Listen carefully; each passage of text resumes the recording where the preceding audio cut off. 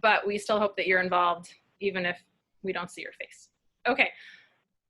Each of the people that we've invited to be on the panel all have different approaches to homeschooling.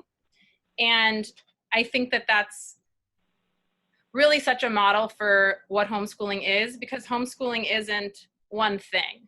I like to say about homeschooling, when people ask, how do you homeschool? I say, like, if you asked everybody on your street what's for dinner, they're all going to say something totally different, because it works for their family and their lifestyle and their experience. And that is what homeschooling is like. So you're going to get to hear from a bunch of different people and different backgrounds and different expertise and different approaches. Please also know that whatever we tell you today is like our best understanding of what we do and the best way that we know how to present it. It doesn't mean that we're 100% perfect, even 60% perfect. Any day you'd come to our house and see us, we're not going to be like, this is a presentation, so you're getting that. If it were a week from now or 3 weeks ago, we might even say it differently. So just know that everything we're presenting to you now is how we feel about what we're doing now. And those things change. Okay, so the first question that I'm going to ask our panelists to answer is why you decided to homeschool. Jen will always go with you first, then Chava, then Bethany, then Ariel, and then I'll wrap up with my answer. Jen, why did you decide to homeschool? Okay. So I'll start by saying that I have 5 kids and that they are a wide range of ages now, but we started when my oldest was in kindergarten and we were living in this area. My husband works a job that makes us leave the area and travel around and be stationed overseas for years at a time. And so that played a big role in it. We did actually send that child to kindergarten because that's what's done. The Montessori program this is local, is that right, Kermia? Okay, so the Montessori program here, and it was great and we loved it. But it really messed with our flow and we knew that we were leaving and I had another baby right around then. And so we ended up just starting to homeschool that next year and then the next year, and then we left and we were overseas for 6 years, and then we came back for 3, and then we were overseas for another 4, and now we're back again. And we've got a year until we go overseas again. And so as we've added kids, we have felt that this continues to be the best way for us to kind of have a cohesive model moving forward. And it really fits our family. It really gives us kind of a team approach. And oh, we've lost you a little bit. Oh, okay, Jen, we've lost you a little bit, so I'm just going to move over to Chava. Chava, if you could briefly tell us why you decided to homeschool. Okay, I still hear her audio kind of flickering a little bit. She might pop back in, and if she does, I'll stop talking. Okay. Okay. Oh, there she is. Hi, Jen. We lost you for a minute. I'm here. Okay. I think it's a team approach. That was it. That was what I wanted to say. That's kind of how we approach it as a broad principle, is team green against whatever we might have to do. Okay. Thank you, Jen, for describing your family situation and what works. Chava, can you briefly describe why you, first also just tell us where you live, sorry that I skipped that part, and why you decided to homeschool. We're down the road and around the corner and a couple blocks away from Jen. We're in Silver Spring in Kemp Mill. And I love what she said about that team approach. It really does feel that way. And the reason that I decided to homeschool was because I saw that in other families. And when I was a teenager and going to public school, I babysat for homeschooling families and other families as well. I babysat a lot, and I saw the difference in their lifestyle. The kids were more engaged and they would just talk to me, and they didn't have that kind of age barrier between them or other people that they saw. They would be out with me and we would be exploring the, outdoors, nature, and at a lake, and they would just talk to people that they saw as equals. and they didn't seem to have as many inhibitions or as much stress. They weren't carrying a burden. And I feel like a lot of the other children that I babysat for, and myself and all the kids that I went to school with, there was more of a burden on us. And I just wanted that. I wanted that for my family, for my children. I wanted to give them that opportunity to really be able to follow their own interests, to go farther with things, not feel like, well, we have to learn this much and then move on to the next, and this much, move on to the next. That compartmentalized learning, but rather have that individualized approach to be able to really just love learning and flow with wherever it took them. So that was something that I really wanted. And as I learned more and more about it, I saw more benefits that you can teach to the individual child, their learning style, if they're an auditory learner, if they're, a tactile learner and they need to touch more things. And, if they're having a bad day, they can have they can take a slow day. They can just spend time in nature. They can play outside all day. And then the next day, maybe it's raining, they can just make it all back up. That we really move on their own timetable and according to their own needs. So that was something that I just felt was very beneficial, and just kept finding more and more things like that I wanted to give my children. And so we took the leap when my oldest was going into kindergarten and never looked back. Every year we say, okay, well, we're going to reevaluate, but it's just kept going for us. Thank you. And you guys are probably noticing that bits of people's philosophies are coming out in their whys as well. Bethany's going to answer the question, and then followed by Ariel and myself. So my name is Bethany. I have 4 kids. They're all pretty young. My oldest is, she was in kindergarten this year and down to a 1-year-old.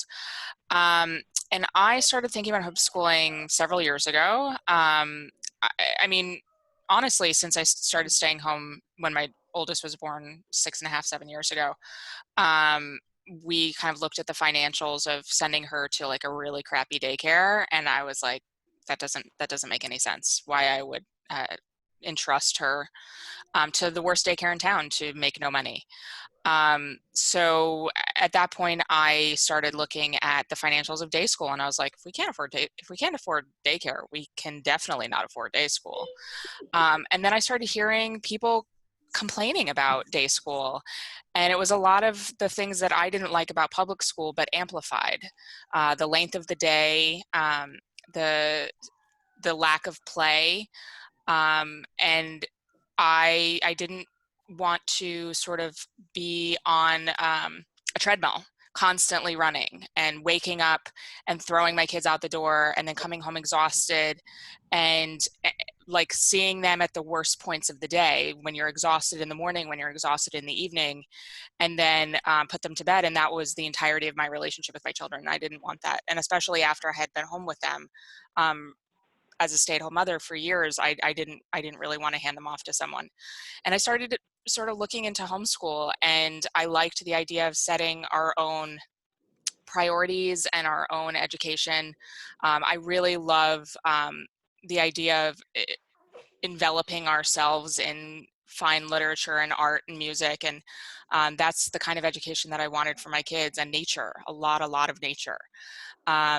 So it took several years to convince my husband, but now I don't think he would let me stop if I wanted to, because we see the benefits in our kids, and everyone's happy and everyone's calm, and it's a beautiful way to live, and we really love it. Thank you so much for the background. I know we're like, we'll eventually get to all of the ages of all of our children and where we're all from, but we're kind of bumpily getting there. Ariel, can you please tell us why you and your family decided to homeschool? Sure. So my name is Ariel Levy, and this is we're completing our 3rd year of homeschool. Can you speak up a little? Oh, so we're completing, is this better? Yes. Okay, so we're completing awesome. We're completing our 3rd year of homeschooling. I'd say there are many steps on the journey to homeschooling, but one of them is that I was a teacher for many years. I got my master's in education, taught at Breuer's for 5 years. I taught in Silver Spring at LBJA for a few also. And one thing I saw was my experience in the classroom convinced me that the classroom might not be the best place for a child. And even though there are wonderful classrooms and wonderful teachers, I like to think that I was a wonderful teacher, am a wonderful teacher, but there are some negatives. For example, you're taking children that are all the same age and putting them together in a room, especially in some of the yeshivas where I taught. So we're talking about 20, 30 boys, let's imagine 6th or 7th grade, so imagine that age, and they're just all in this pressure cooker. As opposed to imagine you're in a block where before mass education, when everyone was homeschooling, where most people were homeschooling. So you'd play with the kids on your block, and there'd be older children, younger children. You'd have role models to look up to. For the younger children, you'd be a role model yourself. You might say every child has their own individual niche, as opposed to being in a classroom where they're all kind of, just stuffed in there. A second point was that as a classroom, who's going to manage this classroom? Who's going to keep them in order? And essentially the teacher, what you learn in teaching school is to be a dictator. You've got to take charge of the classroom, you've got to use authority, and it's kind of use it or lose it. And I like to think that I was a benevolent dictator, like I am a benevolent dictator. But at the same time, you might say the power relationship in the family, it's a lot less asymmetrical than when you're a teacher. And as in, parents sometimes tell their kids what to do, etc. But there's love, there's understanding, you spent years together, there's nuance. And I feel that that's one of the tremendous benefits we get from homeschooling. Thank you. That was a great perspective, especially coming from a former and sometimes still current teacher. My reason for homeschooling is because I had this beautiful home birth with my second child. And I didn't tell anybody that I was going to do that because at the time we weren't part of a circle of people who did that. And I felt like I didn't want to share and have people hate on it. And after it went so smoothly, my brain started to go something like, well, that went great. And people say not to do that. Maybe other things are great that people say not to do. And I had never known any Jewish homeschoolers. I'd only known religious Christian homeschoolers, and not even just like their parents. I didn't really know any kids, and I had all the myths. And coming to homeschooling to me was more of a birth of moving away from standard practice. I came to it because I thought maybe this could be great. And then I just read for 2 straight years. At the time, my oldest was 2. And I liked what I read. And by the time it was, she would have, I guess, been in 4-year-old preschool. We never sent her to preschool. We thought, I guess it was pre-K. We'll just test pre-K. And then every year it was, why change? Why change? This is great. So that's how I came to it. Our next question, which is probably going to be the bulk of our time together, though we have a lot of other little questions after, is really what are panelists' methodologies? And I'm going to let you guys interpret what you think that means, whether it's a belief system or a particular, I'm just going to let you interpret that. But also to keep it short, I'm going to cut you off after 5 minutes each. So I hope that is enough time. Okay. Again, Jen, Chava, Bethany, Ariel, and me. Okay, Jen. Okay. So again, I have 5 kids. The oldest is in high school and the youngest is 1st grade-ish. So that really plays in because the way that we look at things has changed. If many of you are beginning homeschoolers, the way that we started out is a lot different than the way that we are now. But when I started out, I did kind of all-in-one things. It was a lot easier and it gave me a lot of kind of peace of mind and lessened my anxiety. And I do have some of those resources later if you're looking for those. They can be really helpful. But we're generally eclectic homeschoolers. You'll come upon a lot of different types. In the earlier years, I tend toward Montessori things, and I have a lot of Montessori stuff in the house, and we do kind of a modified Montessori. That's kind of hands-on and letting them explore it and kind of figure it out. And we do a lot of sibling work. We have a words ladder project between my 3rd and 4th graders. They both have to do it, and one of them gets to lead and one of them gets to follow, and I try to make sure that they all work together, because again, we're building our team and we're kind of working together.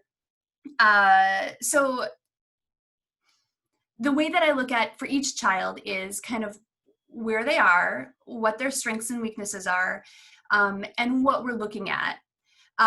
For my oldest, he really wants an accredited diploma as much as one can want something. He's a big questioner, and he's actually really questioning the idea of getting on the treadmill, as it were. He's saying, why do I need to learn any of this? I won't ever use it. This is coming as we're in Algebra 2. I mean, I think many of us had that question in Algebra 2. That seems an appropriate question. But for him, we decided that we want to leave our options open. So we're going for an accredited diploma for him. And he doesn't have very much ability to kind of customize that to him. I have a child with dyslexia, and we've been working with him specifically on how to make his way with that. And he's got, a really good, so I have a background, I have a PhD in psychology, and this is kind of some of what I've done before. So I have a lot of familiarity with some of these ideas, but we worked with him, and he's got a pretty good handle on that. And then, bolstering his strengths. I guess what I could say is that we sit down at the beginning and the end and in the middle and talk with each kid and talk about what their goals are, what they want to study. And then the way that the day is scheduled, I have everybody together, except for my oldest now, for some things. And then we take from that. Each child has a bit of a different assignment based on kind of where they're supposed to be. And we work together on projects, and we're making sure that we're working toward the goal within kind of our individual goals for each kid. So it looks very different for each child, and I'm not afraid to kind of let them drop behind in some things, because I find that each kid has kind of, they're not even, as people are not even, and sometimes they need to kind of drop behind and then they spurt ahead. And I feel like the uneven growth is kind of the way that we can expect it. And a lot of public schools and a lot of private schools, because you've got everybody on one track, they want everybody to stay approximately equal, but that's not how real life is. So I guess, what's my methodology? It's really equality for each, or not equality, it's an individual goal for each kid, and then our family as a whole. And, we kind of work together to make it work. That was an awesome summary, which reminds me that some of you may have lots of questions as we are going along, and each of us describing something different. You're welcome to write those down on your own, and we'll get to that during the Q&A, or you can send Bethany. This works for you? Great. You're going to send Bethany, not to everybody, but use the chat feature at the bottom to send that question to Bethany, and that can be directed to a particular panelist, or it can be directed to the group. Okay, next is Chava, and I'm going to hold this sign when you have 1 minute left. Okay. I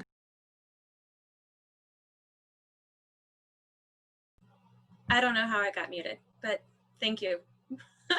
So I think it would be helpful for me to say the ages of my children now, if that's okay. My oldest is 20, and then I have 15, 13, 10, 8, 5, and 2. And so we've been homeschooling for a long time, and people always say, well, how long have you been homeschooling? And that's a hard question for me, because I feel like it began before she turned 5. And then I feel like when she turned 5, there was this pressure from the outside world to pick a methodology to kind of do something different. And looking back, I probably would have toned that down more. I tried different workbooks and things like this, and I've eventually settled on something very similar to what Jen was describing, with, and the same words are what I was planning to use, eclectic and the individual. You're teaching to the individual, like you're teaching to each child, and you really are meeting their needs. And so you pull from the methods, the methodologies that exist. And sometimes it is a workbook, but not always. Sometimes they need to tell you a story, and you write it down for them, and they draw a picture. And I think the foundation of all of it really for us is to focus on the emotional and mental health of the child more than what are they learning or how are they learning. It's how are they doing, and really making that foundational, and then everything kind of comes from there, everything flows from there. Then you can kind of speak to their needs more easily. And so we're more concerned about the whole person than we are about what, like what Jim was said, sometimes they fall behind, you know, their milestones, where they're going. You can really speak to each kid. And we were very lucky in the beginning that we had a huge group of homeschoolers in Florida where we lived that was just, now I see something very special. And I had all of these seasoned mothers who had been doing it for a long time. Some of them just felt like forever. They'd just been homeschooling forever since the beginning of time. And the wisdom that they shared with me was so helpful. So, you know, I feel like that's part of the methodology, is connecting with others and learning from other homeschooling families, just like everybody here is doing right now, and being able to glean from them. And so when my daughter wasn't reading, they said, don't worry about it. 7, 8, plenty of kids, even 9, just don't worry about it. Just keep putting books out, keep reading to her. And then they gave me all these strategies to get her interested, to spark that love of reading. And that really also is a foundational concept for us, is we want them to love learning. We want them to feel good about what they learn and not have it forced down their throat. And she eventually started reading, and it went from like, boom, like nothing to just off the charts, and couldn't stop her from reading. And so then when my other children read at different ages, I was completely relaxed about it. But if I hadn't had that resource of the other parents, I might not have been so relaxed myself. So I feel like there's these coined methodologies that exist out there, and sometimes a family will find one and all of their kids will fall right into like the Montessori or some of the other ones, and it will work really, really well.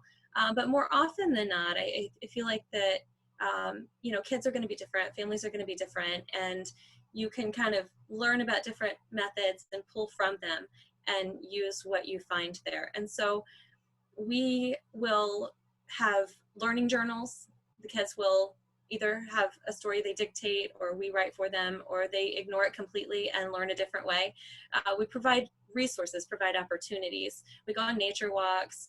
And in the last 3 years, we've incorporated online learning through Willamette Academy. And that's been really helpful for us because it's all very flexible. They don't have set Zoom sessions like the schools that are now scrambling to try to recreate the classroom inside of people's homes, which doesn't seem to work very well for a lot of people. And for us, we like the flexibility that this format really provides for us. And so it's also an accredited school. Jen mentioned, you know, getting that accredited diploma. And just one more thing about the accredited diploma, my 20-year-old did get the GED. And when she got her diploma, it just said, you've graduated, you have a diploma. It didn't say anything to differentiate her from other students. It was as if she had just gone through high school like everybody else. So that was very interesting, and might be something to look into. Chava, thank you for your descriptions of your family. One note to the panelists, if you have any recommendations of reading material, please feel free to put that in the chat for folks. Okay, Bethany, you are up. 5 minutes, 1 minute warning, done time. Got it. So I am a new homeschooler, and so Jen and Chava can like laugh that I'm still like, yay, methodology, but I do have a methodology. But I will defend it. So it's called Charlotte Mason, and it's a philosophy, but her number one thing is children are born persons. Every kid is different, and you have to meet them where they are. And so I don't think that we're that far off.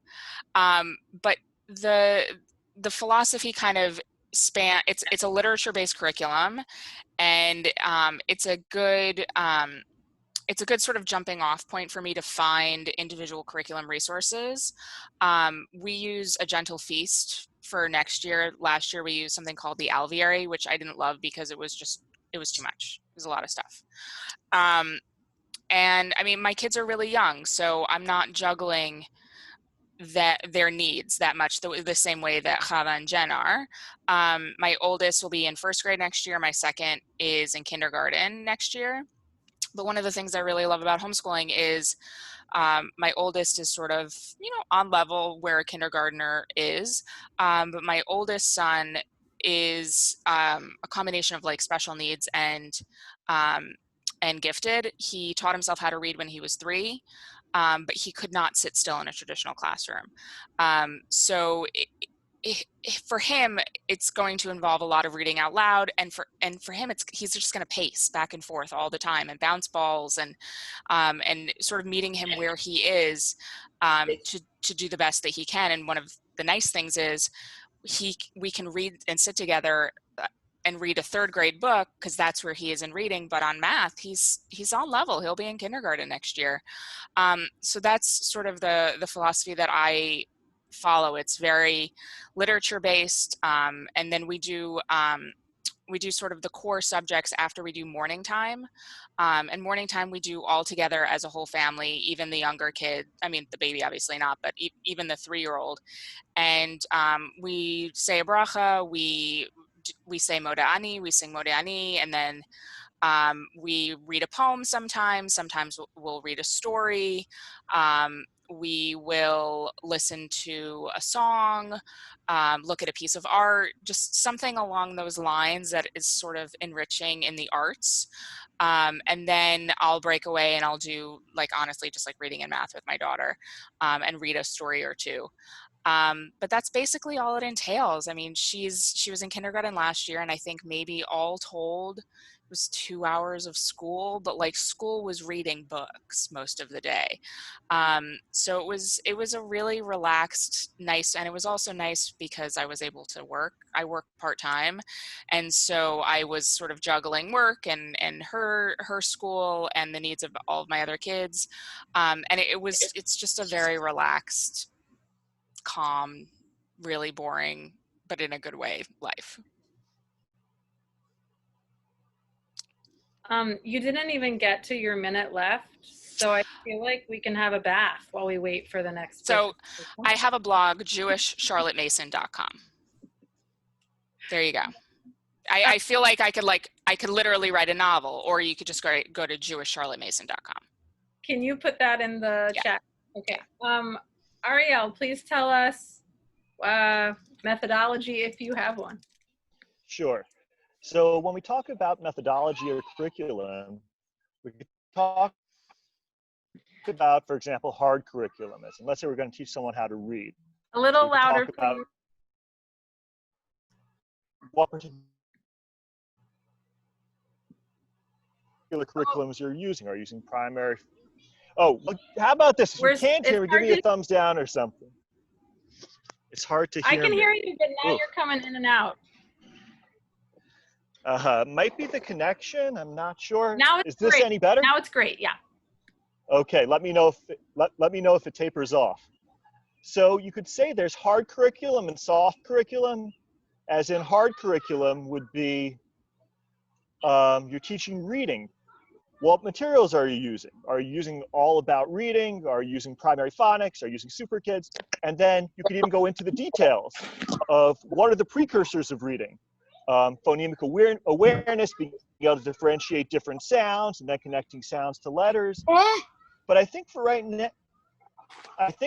now, just some soft curriculum or overview stuff. So math manipulatives, you could see this 1,000 cube over here, this 100 cube. These are some 1 cubes. The 1 cubes are bigger. You can start with younger kids, but just use math manipulatives. This is one type I enjoy. This same company, since we're looking for recommendations, ETA also makes something called Cuisenaire rods, which are a lot of fun. There's also, in terms of just the relationship with your child, I'm a super big fan of someone called Chaim Ganat. I don't know if any of you heard of him, between parent and child. And when I was a teacher, I'd spend my weekends reviewing Ganat. And I actually picked up basically a list of Ganat books from my house just now. And there's all sorts of them. Some of them you might be familiar with. Let's say, How to Talk So Kids Will Learn, How to Talk So Kids Can Listen. There's another one, which is also interesting. The school found on his methodology. It's okay not to share. And I found that just as an example, when I was teaching one time, a kid starts bouncing a ball in my classroom. And usually I would have responded with discipline. But Gnat says, just say balls are for recess. So I followed the instructions in the book. I said, balls are for recess. The kid looks at me, he stops, and he puts the ball away. So I highly recommend Haim Gnat. Another interesting book, again, not hard curriculum, but called Protecting the Gift by Gavin Becker. Don't know if any of you heard of him. He was a New York Times bestseller, I believe, in the 90s. And with the whole Jeff Bezos scandal, he was the guy Jeff Bezos hired as his private detective. And what's phenomenal about this book is he tells you that there are things, again, Gavin D. Becker, there are things that as a parent you should be afraid of, and there are things as a parent you shouldn't be. So for example, part of homeschooling is you need a break every once in a while. You send the kids to your backyard or your front yard, let's say. And should you feel worried about them being abducted? So he says that abductions are the last thing to worry about. It describes what you should worry about, what you shouldn't. And I feel that that's very important. One other point is we stress early reading tremendously. As in we start off at 3 years old and there's a whole methodology. And the goal is that by the time they're 5 or 6 years old, they're reading chapter books. And then instead of, you might say, with many materials, instead of teaching the book, you spend your time finding the books and finding the good materials. And so if anyone's interested, we could talk about technical details, but a huge fan of early reading, and it's shown a lot of tremendous results. I know I have more time, but I'm done. Thank you so much. That was a great rounding out of some of the things that we've talked about. So I'm gonna start the timer over so I can also follow my own limit. I'm not sure if I should show myself my own paper, but I'm just gonna look. Chava will do it. Great. If you can turn on your screen, it's just so much better to talk to a black screen with white letters. But I understand if you don't want to be recorded or there's something, extenuating circumstances. I'm going to read to you some of my beliefs, which inform the way that we homeschool. I don't know, there's a bunch. Okay, number 1. Everybody learns more easily and retains far greater information when they are interested in the subject. Number 2, children learn naturally as babies and retain that natural ability to absorb and explore. Number 3, curiosity can be squelched with mandatory learning. Number 4, motivation can be squelched with mandatory learning. Number 5, this is very renegade for some folks. So I just want you to know, I know that you might think this is crazy. Keeping up with school systems is moot. They are changing more often than every 20 years, and they vary so widely across our own country, within our own state, between public and private. There is no across the board, this is what my child should know in this grade. Even if a book is titled, What Your Child Should Know in This Grade. Number 6, a child's belief in him or herself comes from self-direction, natural consequences, and when a parent tries not to get in their way of success. Number 7, a child's interests will vary, but they often desire to copy some of what they see, and parents' interests influence their children's interests.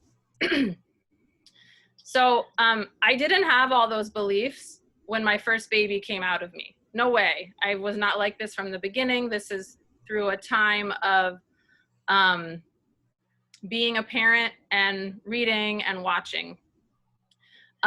We began with a methodology called unschooling. Bethany, can you stick that in the chat? And now we have moved, like the 2 of the other moms, into more of an eclectic style. Unschooling is entirely child-led learning, but like Ariel said, parent isn't teacher, parent is facilitator of the learning. So where to get the books, not this is the book we read. And unschooling has lots of varieties in terms of like how much you apply that to your whole life, not just the academic experience.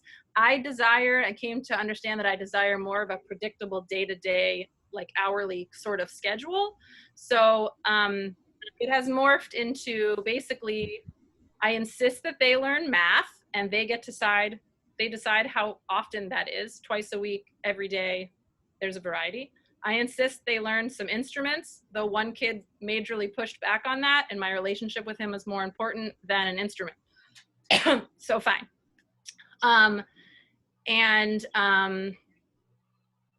Yeah, like those are my insists. Instrument, though obviously not for one kid, and math. And that is pretty much it.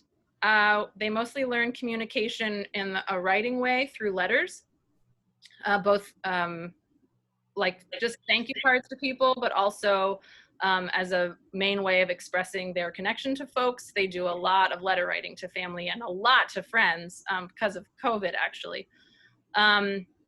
We don't teach reading until someone says, I want to learn to read.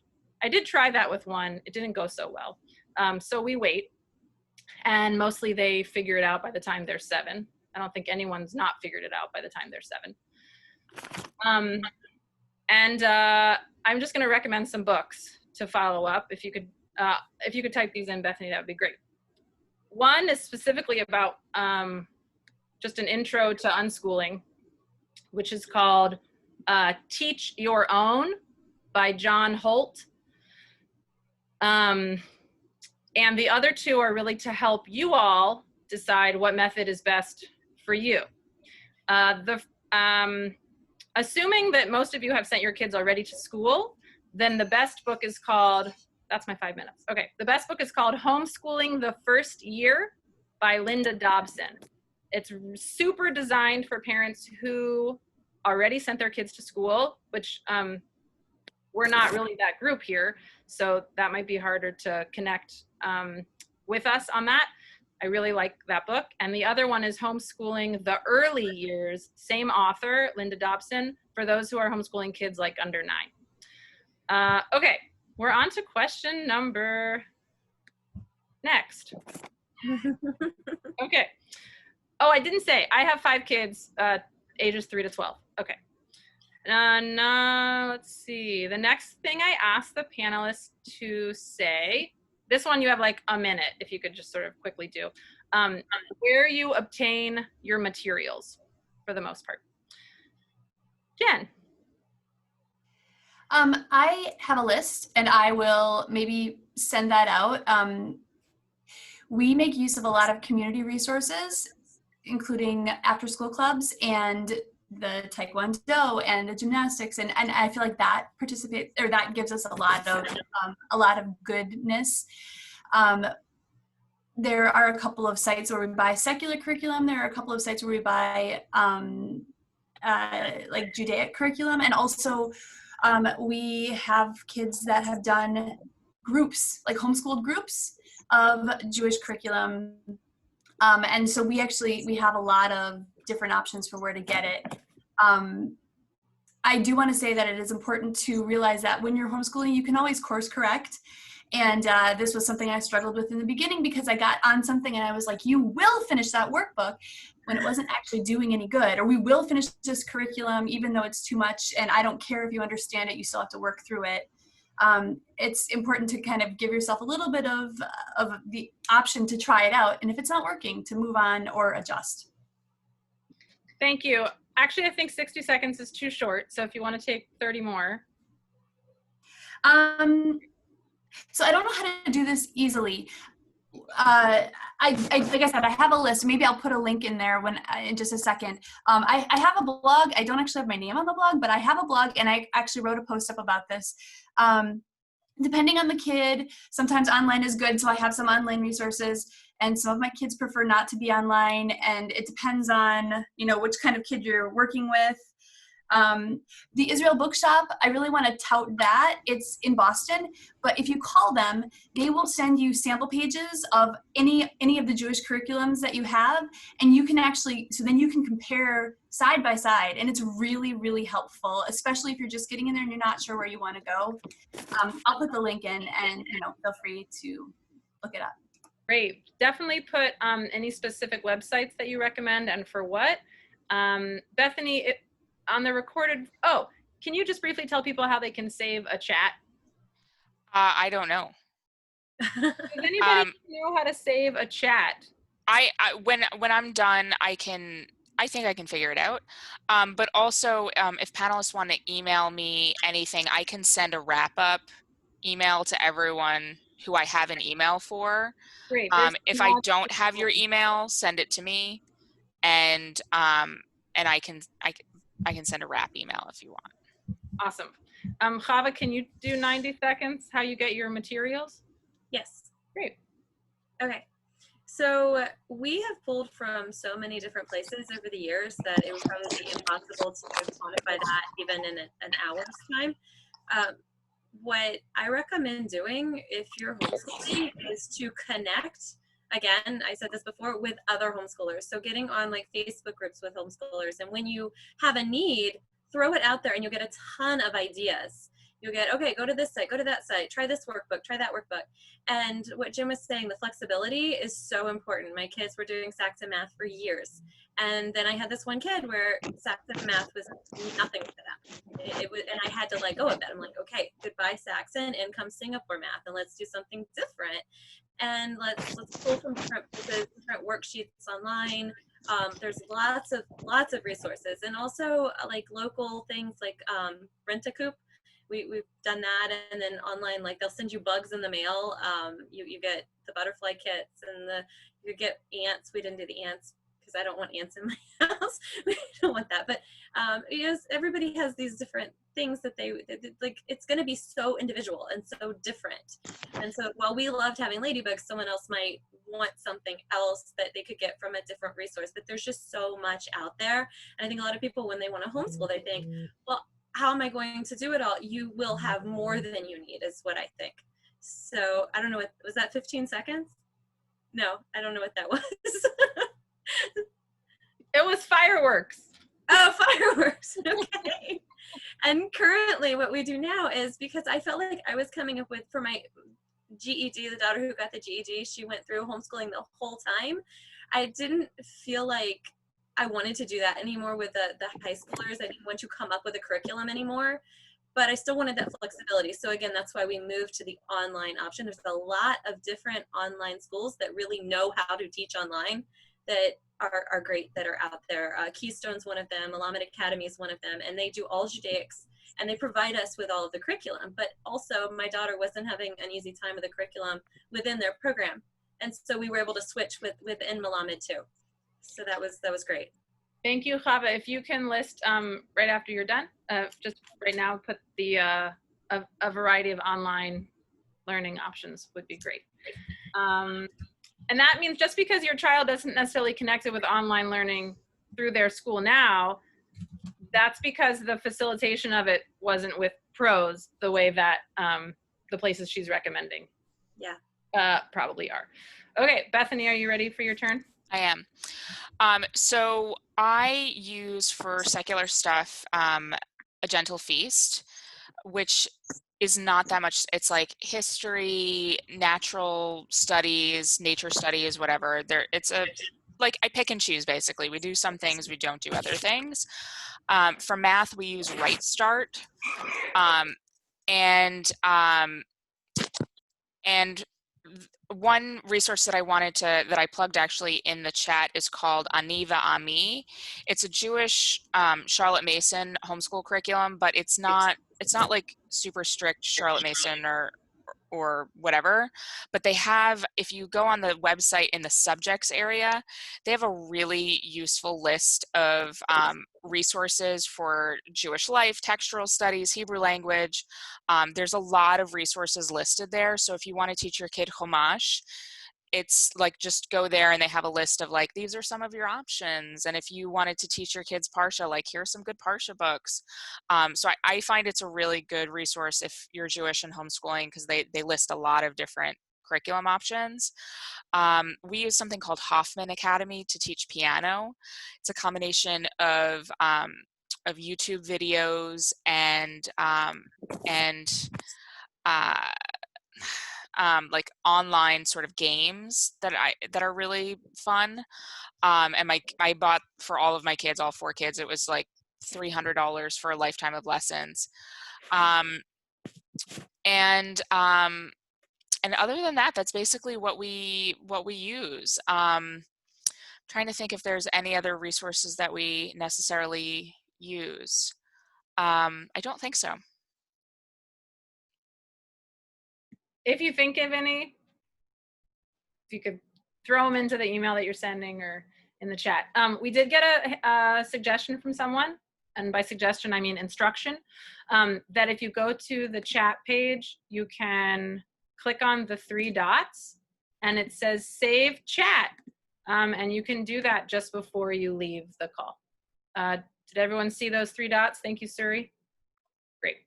Okay, Ariel. It's a fungible 90 seconds, but if, you know, sometime between 1 and 2 minutes, you could describe how you obtain curriculum and materials, that'd be great. Okay, so I'd say there's 2 general perspectives as your role as in homeschooling. One is that I'm the teacher, I'm imparting knowledge, I have a curriculum. The second is that it's a journey where you discover with your children. So for example, my son, when we're doing reading, he didn't like books with a lot of short stories because he felt he had to go through the whole book. He wasn't accomplishing. We found that just finding very short stories, as in 6 pages cover to cover, was much more effective. And for me, I find that a lot of it, you try a lot of different things, you throw it at your kids, and you see what works. So, and some curriculums are phenomenal in one area, but not in another area.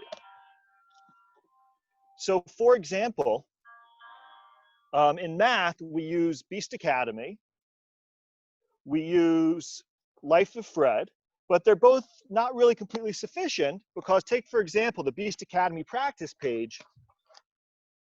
Not this page in particular, but it's typically very dense. And so I was very excited about Tiger Math, which is not too many pages. It's a small book, but Tiger Math just stopped printing, and they're available for $900 on Amazon. So a lot of it I find is you try different things, you see what works, you experiment, and I find that's the best. It's not, so to speak, certain particular ideas. It's throw different things at the kids and see what works. Thank you. That was a great, also rounding. I feel like these are the best answers ever because like they're all right. You're right, and you're right, and you're right, you're right. Because everyone has to pick what works for them as the facilitator or educator, parent, and then it has to work within their lifestyle, and then it has to work for their kids. Okay, my answer for where I obtain materials and how I choose curriculum, for sure, like word of mouth and chatting with other parents. I just ask, what have you used? What have you used? What have you used? But for the most part, we don't use a curriculum for much. Math, we did try Saxon, that was a fail. And then we went to Singapore. I also have tried Beast Academy, which at various points they weren't ready for. I also tried Life of Fred. And like, if you're willing to put out a little bit of money for a possible oops, that works. You can get so much of this used or for free. I try free first, then I try used, then I try new. And the only things I really get new are the things they have to write in. And even then, some of them I buy used. So the homeschooling community is just really big locally. For secular materials, you can go with the whole secular homeschooling community and get lots of stuff. People are constantly giving things away because they found that certain things aren't working for them. We use Story of the World for history. I got most of those very discounted from someone who was like totally done with them. And we read that a couple times a week during lunch. And pretty much the library and thrift stores is where I get almost everything else, which is books, and books and books and books and books, books, and then the little free libraries, more books. For math, before you're ready for a curriculum, we start on allowance when you're 5, and that is our curriculum. Like getting to understand what that money is worth, me no longer buying you little toys at stores and you doing it yourself, that's your curriculum. Okay, the next question. We have about 35 minutes left in the whole call, and I want to save 20 for folks' questions, which allows us 15 more minutes to get to the remaining 2. So it's actually 4 questions. Okay. I think I'm going to let our audience decide which of the 4 questions we should get to in our remaining 15 minutes of prepared answers. So I'm going to read all 4, and then you guys are going to do that little like reaction thing where you do a actually just going to give a thumbs up with your hand. And then Bethany, can you take a little vote here? If we can't see your face, you can't vote, just as a heads up. Okay. Here are the 4 questions. Number 1, the emotional / familial / marital support you get in order to live this way, like financially and chore-wise and emotionally. That's one question, because I know that that definitely weighs on people. The second possibility is, what do the panelists think they do well as a parent, and where do they think they fall short? I put that question up there so that you guys would not think homeschoolers are perfect. I lack in this area. I could never do it. I wanted you to hear where we think we are lacking. The third question, how do your kids socialize with other children when it is and is not COVID? And then the fourth question is like all things Jewish. So we basically have time for 1, maybe 2 of those in the remaining 14 minutes. This is how my family and I make decisions. Okay. Who would like to hear answers to the emotional and familial support? Raise your hand if that's interesting. Bethany, you might need to toggle over to the second screen on this one. Just like raise them high. Okay, who would like to hear answers on where we as parents, how the panelists think they're doing great and where they think they fall short?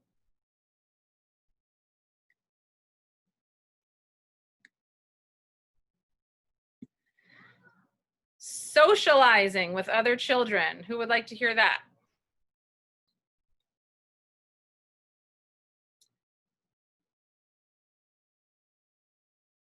And the fourth question is all things Jewish. Oh, you can't vote twice. Hey, let's just go with number 4. Run with it. We're wasting time. Okay, we got a lot of people, most were interested in the Jewish learning. So we're gonna go with that. Okay, Jen. I'm ready. I'm gonna cheat a little bit and bring in a little bit of socialization here, but a big part of the way that my kids socialize is Shabbat. And we have a lot of gatherings with people, and we go a lot of places, and we make a lot of plans through the week. Obviously it's a little bit different now, and that part is something hard for homeschoolers too, where our stuff got messed up just like everybody else, or maybe less so, but still. But that is a big the idea of peer pressure, especially as your kids get older. You want the peers to be pressuring them in kind of the direction that you want them to go, and that may be a big reason why people choose to send to Jewish schools. So we have found that Shabbat is important in our Jewish learning, and kind of just keeping the kids interested. And that maybe that's not the right way to say it, but we have found that Shabbat is important to us and the community. So now some Jewish options where we get our all things Jewish. Okay, so we tried the Melamed Academy. We did not have as good an experience as Chava did, but I think the key to that is that you kind of have to keep asking them and keep trying. It wasn't a great fit for us for a couple of other reasons. I know people use online Hebrew school, which has Chabad flavor. Berman House has a lot of print books, and they're a very good resource. Again, I put a link in. So my blog is organizedjewishhome.com, and it is it's a kind of an old blog. I've kind of abandoned it, but I've got all of this stuff there, so I'm just going to keep going through it quickly. If you're looking for Chumash and Gemara, they have Bright Beginnings and something else that is their workbooks, and the Israel Bookshop. And then again, there are local options. I saw Nancy here from Ashreinu. One of my kids has been attending a boys group of middle school boys, and they go in the morning a couple mornings a week, and they learn together. They have a couple different rabbis, and they learn different things, and it's been really good. While still homeschooling, giving them a little bit of group and then and flexibility, but also, you know, getting some of the important skills that they will need for their future. Jewish stuff, is that, I hope that's enough of an answer for Jewish stuff in general. Okay. Yes, thank you. Chava, then Bethany, then Ariel. You're muted. Hi. So we've used a lot of the workbooks that Jen was mentioning, and they're good. They're really good. We really liked them. And with Melamed Academy, we felt like we wanted that responsibility of choosing the curriculum kind of off of us for the high schoolers, but also maintaining that flexibility of being able to move around to different things, but have someone else manage that. But then with the Judaics, we were not happy when we first started there. And so like what Jen was saying, they need a lot of persistence. We basically just kept telling them like, this isn't enough. And then they gave us something else. And we're like, no, that's still not enough. And so we've just been really, really pushing them, but they've risen to the occasion, and this year has been phenomenal. I still think they can improve, but they have come up with some really great Judaic resources. And sometimes there's things that my kids will say, Mom, this is too violent. We shouldn't be looking at this. And I'm like, well, there's some stuff in the Torah that's a little violent. And I'm like, what, you know, we all agree. We wish that a lot of the Jewish books out there, a lot of the Jewish resources didn't focus on that so much. But you know, nothing's going to be perfect. And we also bring in a lot of inspiring books into our house, and the older kids will pick them up and read them, like Esther Jen Grice. Life's a Test. My teenager's read it a few times, and she talks to me about it. And so just providing them with things that inspire you and that you love, and just making those things available to them are going to be helpful. And then my 10-year-old, he has been going to shul with my husband. This is like every day he goes to shul with him. And he's learning the davening. He's passionate about the tefillos, and he's asking questions, and they walk to shul together back and forth, and when they drive together, and like they're like, he's engaging with him, and that's building that foundation. And he interacts with people in shul, and we go to kind of one of the smaller shuls in the neighborhood, so he has a lot of opportunities to go up to the bima and like be really involved, and that's been very enriching for him. And then just setting that example. And what do you want them to do? You want them to daven more, so I need to daven more. You want them to you know, honor all the holidays of the chagim. You need to honor them. You need, like, so they really are learning by example and engaging, and make it fun, and have them cook with you, and have them, you know, set the table with you, and have them come up with things that you're going to talk about. And so it's really a lot of, for me, homeschooling is a lot of self-work in that area, as well as, you know, trying to find the pull in outside resources and things for them to be able to learn with.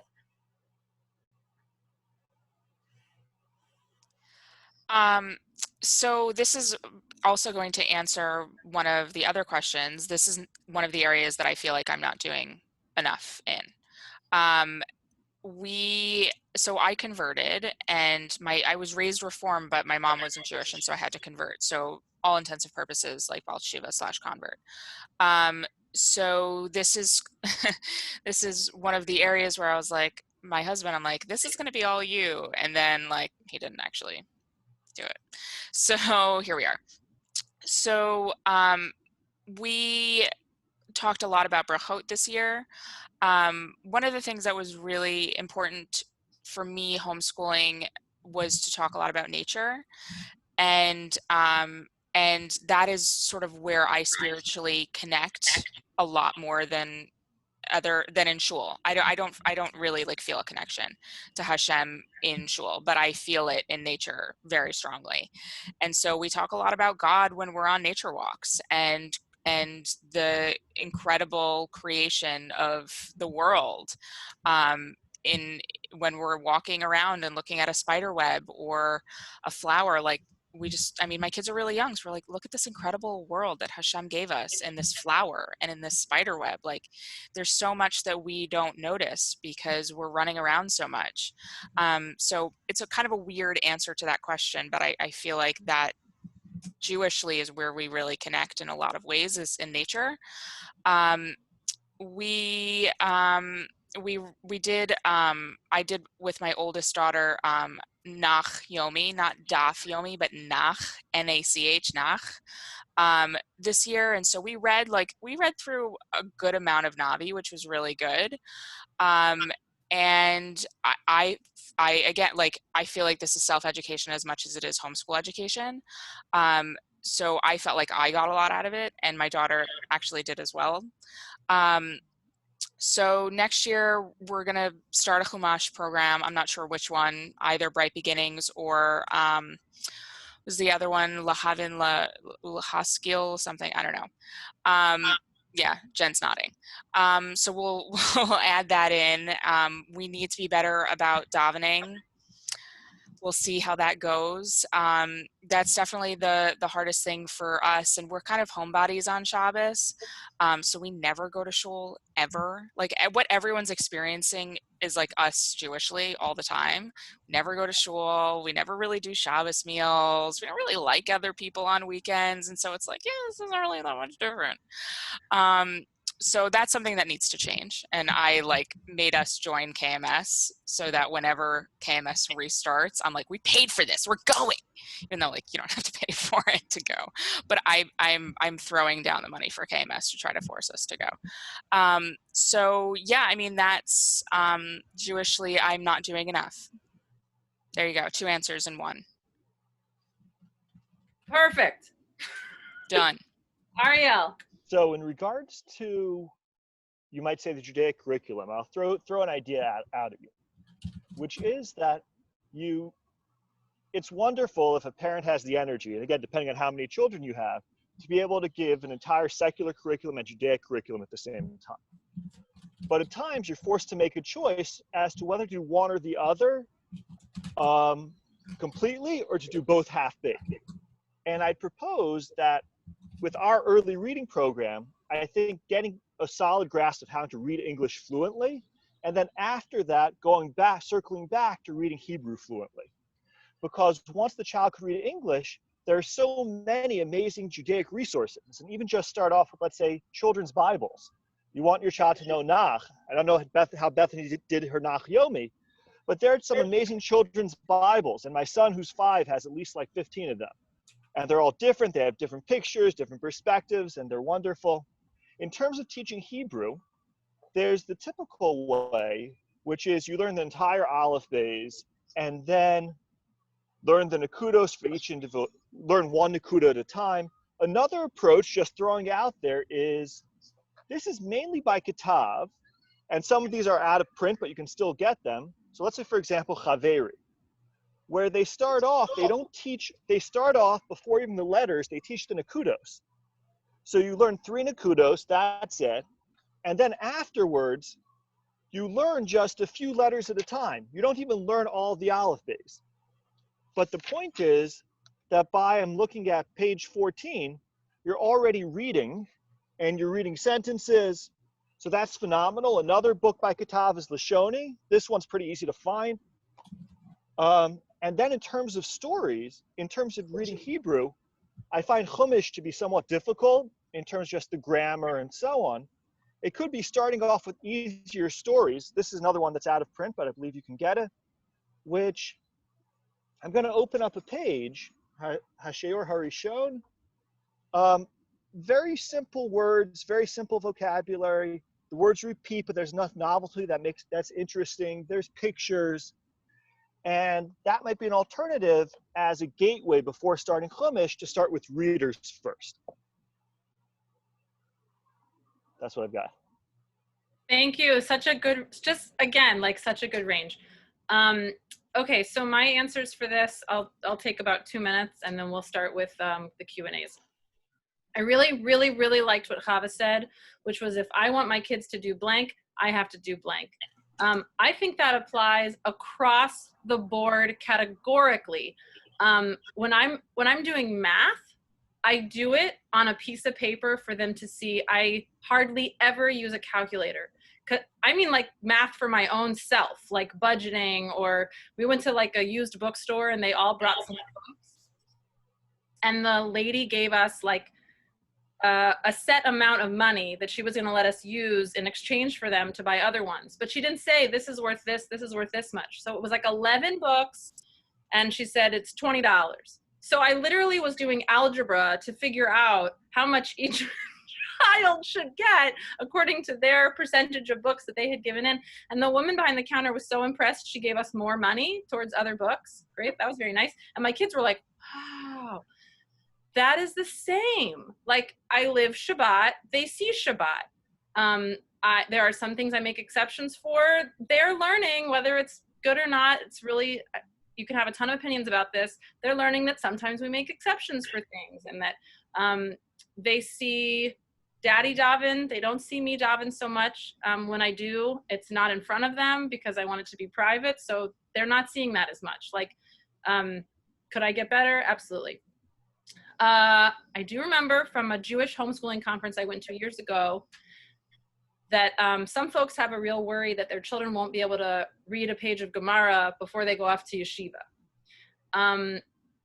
And the speaker said that the yeshiva she sent her kids to, 60% of the day school kids couldn't read a page of Gemara at their yeshiva. So like, this is not your standard of worry.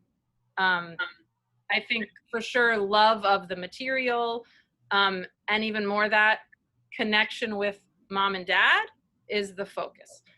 I do have 2 book recommendations though. For the really littles, I like this series. It's just so simple. It is extremely like this is right and that is wrong. So I don't like that. And also the Midrash is totally mixed in with Torah, which I also don't love. But I like this for slightly older. It's called The Jewish Children's Bible by Cheryl Prenzlau. I'll put the titles in.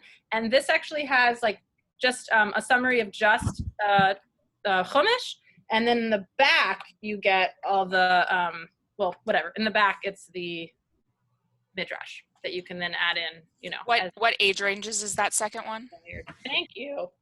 Like, I would say this one's like up to 5, maybe 6, probably, you know. This is more like 6 to 10. Okay, Bethany, can you lead us through the Q&A?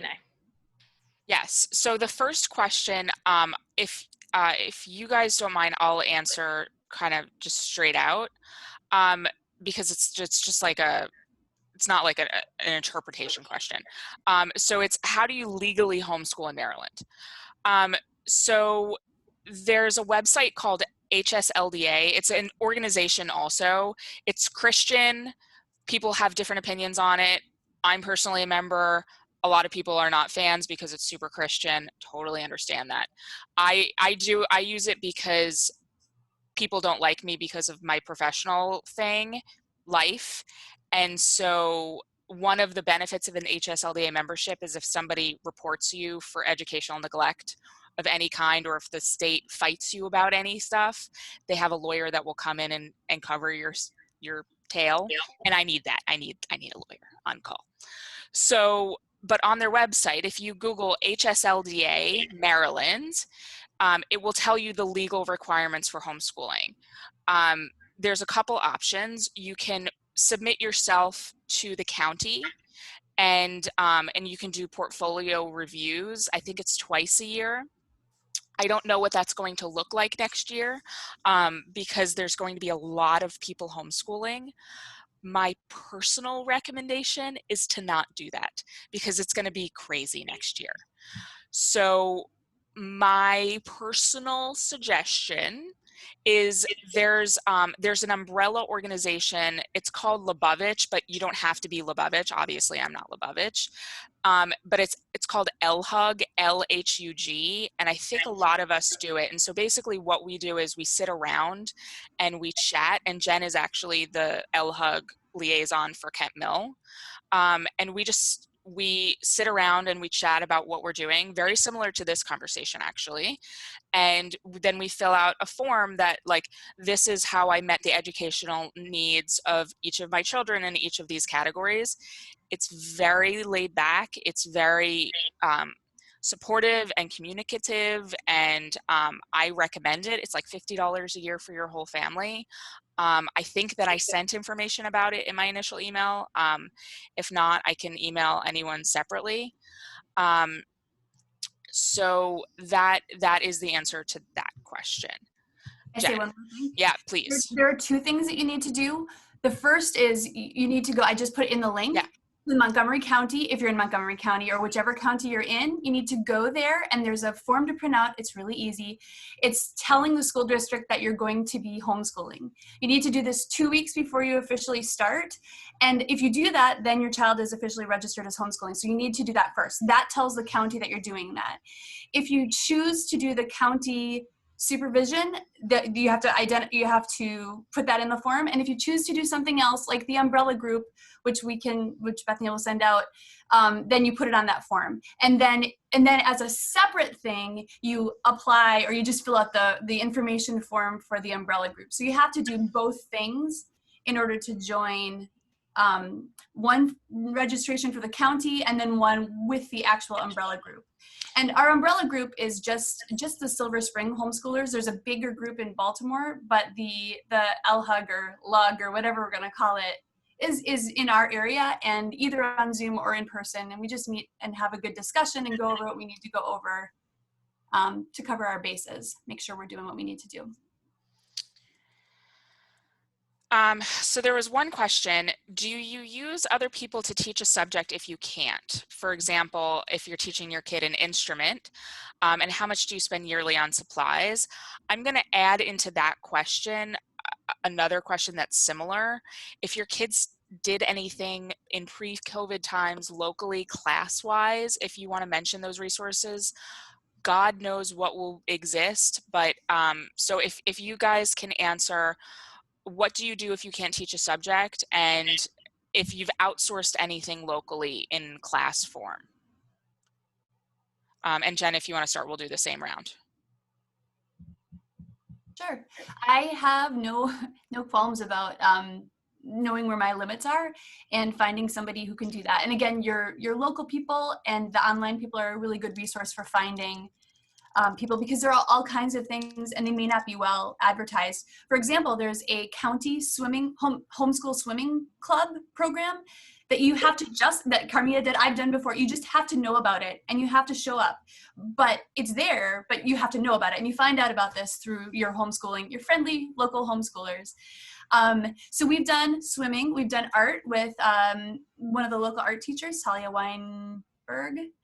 She does great homeschool art programs during the day. We've done LBJA, in Kemp Mill, they have classes that they let homeschoolers join. So we've done sewing club and Hebrew learning and cooking club and soccer. They let you join in the sports. My kids do Taekwondo, so you'll find all 5 of them at various times up at the Taekwondo and at the little gym. And so we take our budget year by year or even month by month, depending on what's going on, and we set aside what we've decided to set aside, and we work with it. It depends on what you can, that has to play a role when you're planning it. You have to take that into account because, you can't make it different. But there are a lot of resources out there like Pottery and Greenbelt, and there are a lot of choices and options open. Yeah, we did the pottery at Greenbelt too. Really Yeah, there's the teacher there, Judy, and the homeschool classes that she teaches are amazing. And we've also taken classes with Talia. She is phenomenal. So yeah, there's so many choices, and like Jen was saying, just tapping into those and then finding what's right for you. And there's a lot of price variety. Like Greenbelt was very affordable, and Talia was also kind of mid-range affordable. And then there's things that we've done that if you want something, you can also teach your kids a lot about organizing and make it happen. We made soccer happen, and we had this. Yeah, we had Carmia's kids game, and we had a giant group of neighborhood kids, and it was just, let's get together and play soccer. Who wants to come? And we brought the equipment because we already were very sporty, and so we already had a lot of the stuff. Kids had gotten it for birthday presents. We had goalposts and things, but there were goals there. But we really were able to set up a lot. And I played soccer in high school, so I had that skill. So use the skills that you have to also kind of create community resources, and that's what a lot of homeschooling parents do. They'll create co-ops. There's a Sligo Creek co-op that we thought about tapping into, but then we decided, we our plate was full. And my oldest, she went to these STEM classes that these parents did in Cheverly, and they were great. They were amazing, and it was really low prices because it was all homeschooling families coming together, and really wanting to provide resources, wanting to help their own children, to connect with other people and to learn. And so there's that collaboration. And just what Jen said about the financial side of it, you just try to figure out what you can do and then work within that framework and then get creative. For piano, there's online, like Hoffman Academy. My kids would do that online. And then also we had a piano teacher, and we found an elderly woman in the neighborhood who was amazing. She's moved on. We have to find someone else, but it was a very special relationship. So there's a lot, just like really searching, hunting and pecking, and finding what fits for your kids, which is really what a lot of homeschooling is about, is being able to really find what works. So in regards to the financial end, I think one could divide, you might say, the extracurricular type stuff into two parts. One is, you might say, the high end, where let's say you need an individual tutor for, let's say, math or let's say music. That I haven't really dealt with because I'm actually a piano teacher and a tutor. But at the same time, there's also, you might say, more low end, which is, let's say, for example, my daughter does dancing. Now, we moved to Baltimore recently. I'm still in Silver Spring quite a bit. I have students there. But we moved to Baltimore, and there's someone does simcha dancing. She hired a dancing teacher. And I think each student pays $4 to $7, depending on how many students there are. There's also a local gym in Baltimore that the kids go to. So I think, again, in terms of affordability, keep in mind there's more of like, there's a specific subject, as in, I suppose when my kids get into, let's say, trigonometry, I'm not sure where I'll fit in terms of there. But then in terms of more just, if you're looking for activities and interesting things for your kids to do, that is probably much more affordable. So we did the pottery and Greenbelt also, and the classes with Talia and the Little Gym. I want to throw in a quick Little Gym plug. I am friends with the owner, and we're talking about doing a Friday homeschool gathering. We did it last year also, and I think that we'll do it again this year. So I'm hoping that there will be a Friday gathering of some kind at the Little Gym in Silver Spring, like across from Shalom. So that's on our plan for next year. And she has expectations of being able to support that. I've spoken to Talia, and I mean, God only knows, but she's hoping to, again, offer homeschool classes. I don't know what the pottery and Greenbelt situation will be next year. But other than that, we also did Irish dance classes at, what was it called? Culkin School of Irish Dance, because my maiden name is Murphy. So that was, and my daughter has like long flowing red hair, and I was like, you have to do Irish dancing. So that was the other thing that we did.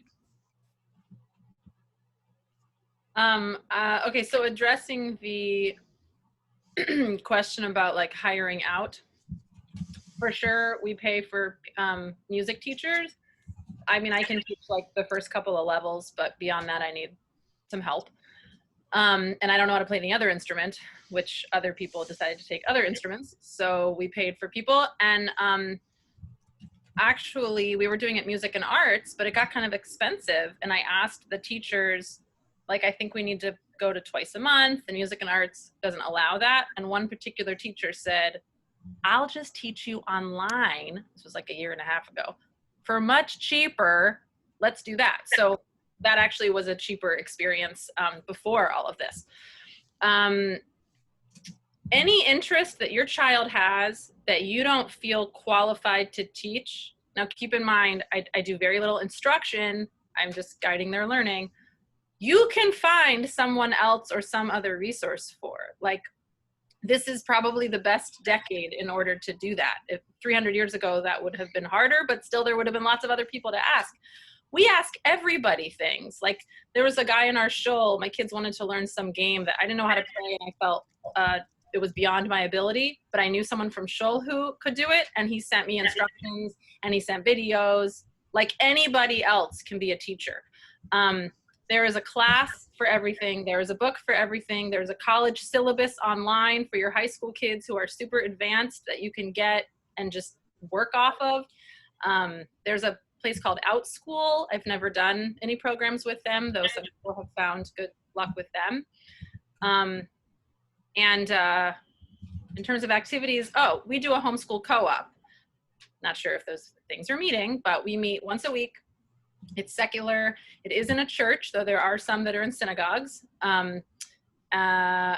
What's the name of the one? Sligo Creek is the one that's like closer to you guys, or sorry, closer to Kemp Mill. I live in Aspen Hill. And that co-op, I let my children pick their classes. Some parents expect their children to pick the classes the parents have chosen for them. But those are teachers teaching things that I wouldn't know enough about. Bethany, we probably have time for one quick question. And then I want to, any panelists who are willing to answer questions privately can let Bethany know. And then Bethany can include our emails in that big email. And if people have a specific question to follow up with any of us, then you can contact us directly. Okay, so we had one question about working parents that I can try to answer privately, but I think the question that would probably be the most helpful for everyone here is if you have a large range of ages, how do you meet the needs of your large range of ages? I do not have a large range of ages, so I think Jen and Chava and Carmia, like everyone else but me. Jen, do you want to jump in first? I think one important thing to note is that there are going to be gaps. You have to accept it. There are going to be gaps if they go to private school. There are going to be gaps if they go to public school. So you have to know that and, understand that going in. We have kind of time together, and we read through something, and then each kid does something different based on that. So we have kind of like a morning time, a modified morning time. And we have a lot of, I work with this kid while this other kid is working with another kid. I mean, I have kind of systems set up to take care of that, but it doesn't happen overnight, and it's definitely kind of been a work in progress. I expect the kids to jump in. I expect the kids to do part of the chores, and that's just part of our schooling. And part of that is also reading a book to their little sister, doing their job with their, the other sister, doing something with their big brother, so that's kind of how we do it. We kind of scaffold together and work together, and we kind of are working towards the same thing. So I have to get off right after I answer this for another meeting, but I'll just try to be very quick. A lot of what Jen said, that collaboration, and they're all at different levels too. So there's not that like fixed age group or like the industrialized mentality of that factory. Like you have 8-year-olds, you have 9-year-olds, you have 10-year-olds, and they're all learning just this, which like Carmia said, they're really not throughout the country learning that standardized way. So sometimes my 8-year-old, who really excels at math, is helping his older siblings with their math, and which is amazing. And then like the older ones are helping the younger ones with reading and things like this. And it's kind of like a one-room schoolroom sometimes, where they're all just kind of humming with their own stuff, but also kind of peeking around and learning from each other. So it really enhances the learning. And you know that kind of axiom that you never really have learned until you teach. So they're teaching each other, even the younger ones teaching the older ones, and helping each other. So it really reinforces what they're doing. So it's really a great way to live. And it's been wonderful seeing all of you. And please feel free to contact me privately if you want. Have a great night, guys. Ariel, bye, Fava. Thank you. Bye. Ariel, do you want to speak to the multiple ages question? Sure. So one thing is that you have different ages. You can only give a kid so much attention.